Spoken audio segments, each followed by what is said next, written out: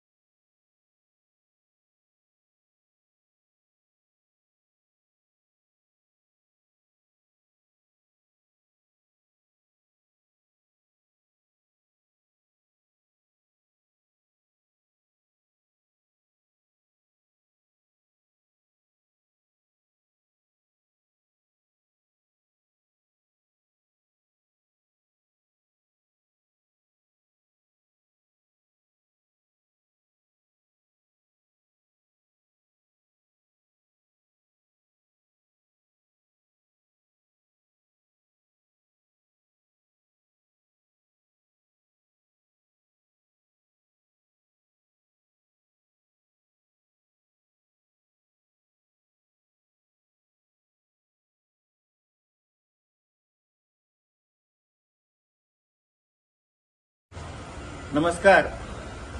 मी doctor Ashok Kumar Anandrao Pisal, सहयोगी संशोधन संचालक, महात्मा फुले कृषी विद्यापीठांतर्गत आपल्या उपपर्वतीय विभागासाठी विभागीय कृषी संशोधन केंद्र शेंडा पार्कला जे आहे तिथं प्रमुख तथा सहयोगी संशोधन संचालक म्हणून मी कार्यरत आहे.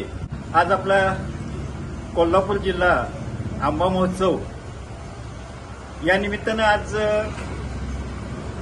शेतकऱ्यांना आणि जे प्रदर्शनासाठी किंवा आज या महोत्सवामध्ये जे ग्राहक येणार त्यांच्या माहितीसाठी इथं 47 प्रकारचे आंब्याचे विविध वाण इथं प्रदर्शनात ठेवलेले आहेत.